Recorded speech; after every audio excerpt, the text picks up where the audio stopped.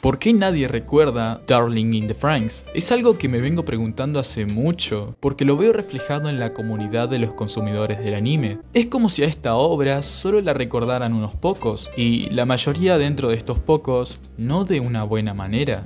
Creo y me veo en la necesidad de hablar de este tema porque fui muy cercano a esta bola de nieve que representó en su momento. Por lo que vi muy de cerca lo que creo que para mí son los factores de su casi nulo reconocimiento actual. Sí, es una obra que actualmente está olvidada, pero ¿por qué? Vamos por partes. Empecemos con un poco de contexto. Darling in the Franxx es un anime propio del estudio Trigger en colaboración con A1 Pictures, casas animadoras de renombre dentro del medio. Dentro de esto aparece Atsushi Nishigori, un tipo bastante peculiar del cual ya habíamos hablado en un video, pero no tanto a profundidad. Nishigori es un animador y diseñador con un historial bastante particular, y acá mismo vamos a hablar de lo que definiremos más adelante.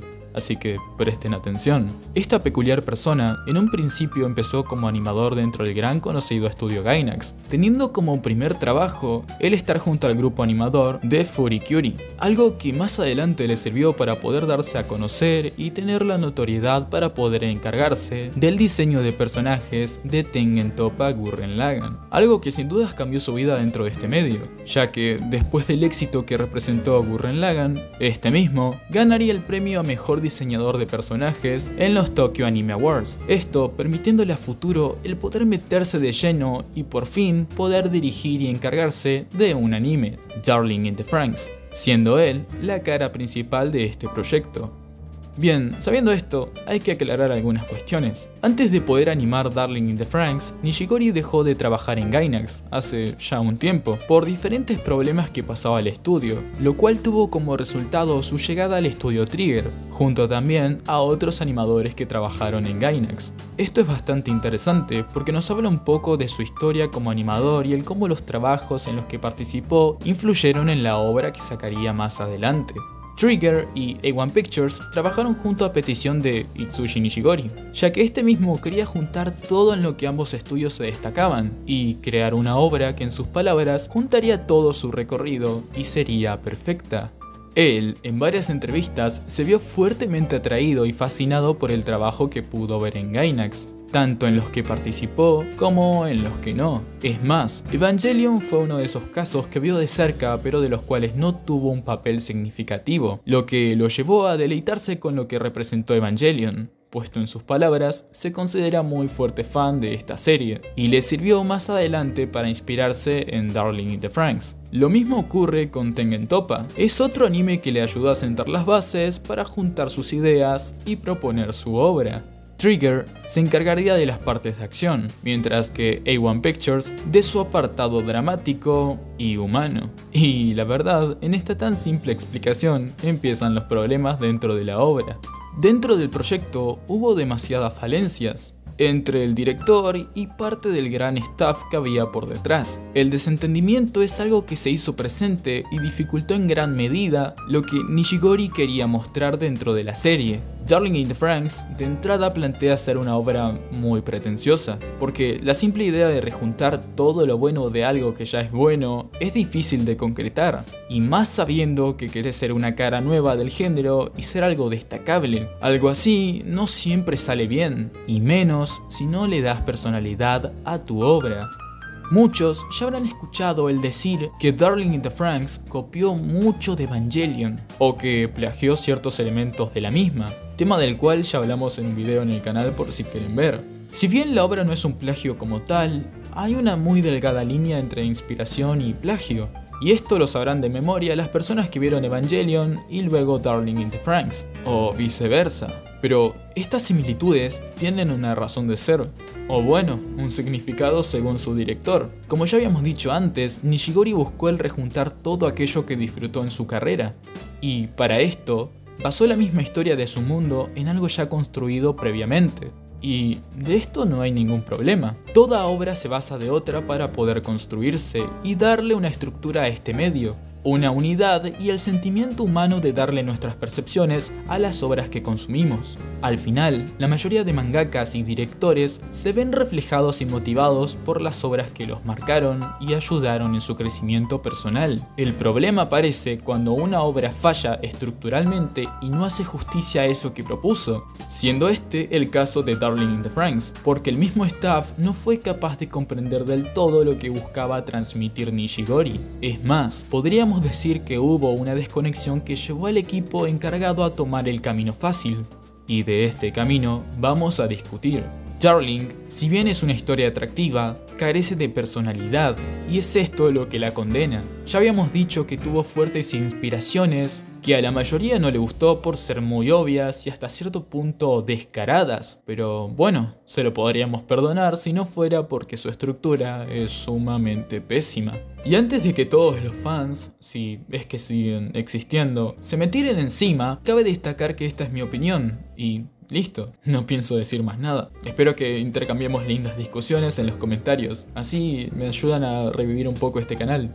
Listo, gracias. Darling in the Franxx nos pone en un mundo totalmente distópico como cualquier otro que ya vimos en el género, en el cual los personajes son obviamente adolescentes y tienen que luchar contra aquella adversidad que les impide salir adelante. Es algo que está presente en casi todos los animes que se presentan en el género mecha. Pero la diferencia de esta gran cantidad de animes con los que son capaces de destacar es justamente su personalidad, lo que las destaca como obras. Somos capaces de diferenciar a una obra de otra por lo que se nos ofrece, qué tipo de argumento presenta y cuál es el mensaje que trata de transmitir. El impacto positivo o negativo de una obra se ve fuertemente influenciado por la forma en la que se trabajan los elementos que componen a la obra. Y acá radica el problema de Darling. Es una obra con elementos bastante atrayentes y con un argumento que tiene que saber desarrollar para poder diferenciarse, cosa que no logra y la condena. Los Klaxosaurios dentro de la obra se presentan como antagonistas que buscan un objetivo en particular. Son las consecuencias de las conductas dañinas con el medio ambiente y la relación conflictiva entre la humanidad y la naturaleza. Algo que en primera instancia, si se hubiera trabajado bien, hubiese tenido un potencial bastante interesante y representaría un mensaje más profundo y acorde a lo que quería plantear la serie. Cosa que no pasa. Lo mismo hablando de sus personajes. La mayoría que ve esta serie siempre destaca a uno solo, Shirotsu, porque es la más atrayente de la obra y la cara de la serie. Nadie le da importancia a Hiro, Ichigo o Goro. No le hacen caso al cast de personajes. Esto gracias a que los mismos son sumamente planos y no destacan por tener un trabajo interesante. Son vacíos y la mayoría de veces en las que se trata de indagar y profundizar en un tema particular no se termina de desarrollar bien y se siente monótono, vacío y como otro intento de darle vida a personajes que realmente no son atractivos para la obra, más que obviamente ayudar a desarrollar el pobre romance que trata de implantar la serie. Shirotsu es un rejunte de todos los arquetipos dentro del medio y un intento por querer llamar la atención de todos los otakus pajeros dentro de la industria. Es fuerte decir esto, pero es así. Es un personaje en su mayoría vacío, que sí tiene un trasfondo que en su momento me resultó interesante y logra explicar ciertas actitudes que la hacen lo que es. Pero esto no quita que el trabajo que tenga por detrás sea horrible y tire todo a la basura en los momentos en los que solo se busca sexualizarla. Es un personaje contradictorio, de poco desarrollo y uno que simplemente sirve para llamar la atención de aquel público consumidor que... bueno... sí... dioses que ni para hacer fanservice sirven. Esto dejando en claro la desconexión total del equipo que estaba por detrás del proyecto. Es una obra con un argumento que no supo desarrollar y destacar para poder ser de lo que tanto se jactó su creador al momento de desarrollarla. Es triste porque realmente plantea temas interesantes que llaman bastante la atención, pero bueno, su staff se tomó muy en serio lo de copiar y pegar. Dios.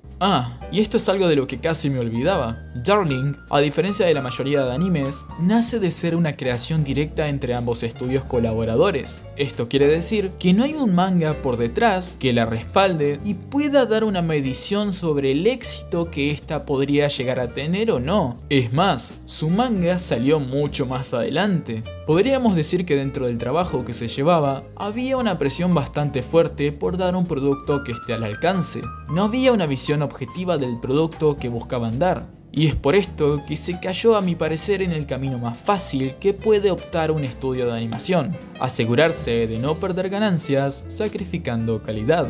De ahí que se dedicaran a sacar fragmentos y elementos de otras obras para que no resulte en un fracaso. Tuvo las ganancias esperadas, pero no fue muy bien aceptada por la crítica. Como era de esperarse o no, la conclusión de este anime dejó intranquilo a medio mundo que seguía de cerca la fama momentánea de esta obra, porque su final fue algo muy polémico y para muchos representó casi una copia descarada del final de Tengen Toppa Gurren Lagann.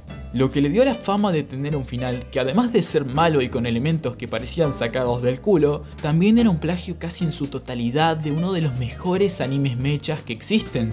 Esto representó un antes y un después para la obra, porque ya la gente iba tomando más idea de lo que era en su totalidad. Un rejunte de elementos ya utilizados en el medio, pero sin una pizca de originalidad y personalidad, con el único objetivo de vender y satisfacer a ese público que ya disfrutó de obras similares, porque esto representaba una manera fácil y sencilla de captar al público más conformista y dar un intento de un rejunte perfecto, cosa que no funcionó porque el producto final resultó nefasto y con una falta de comprensión sobre el medio.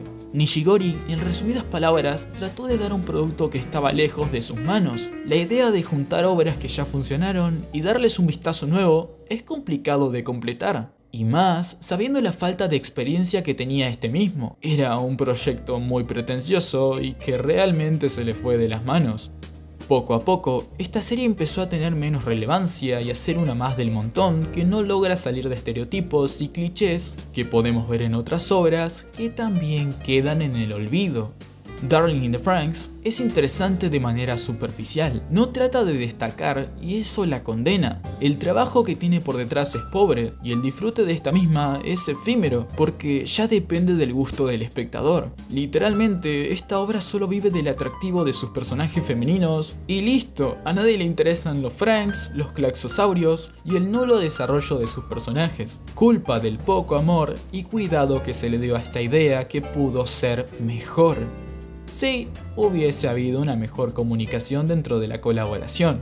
Su director era un diseñador de personajes que no tenía la experiencia suficiente para lograr su cometido, y sumados a los demás temas que ya tocamos en este corto video, podemos concluir que la colaboración entre ambos estudios fue una realización bastante zafable, porque se obtuvieron las ganancias esperadas, pero la obra fue tomada de mala manera a medida que se la analizaba a profundidad. Esto teniendo como consecuencia que sea olvidada con el tiempo y, como no, se cuestionase su calidad.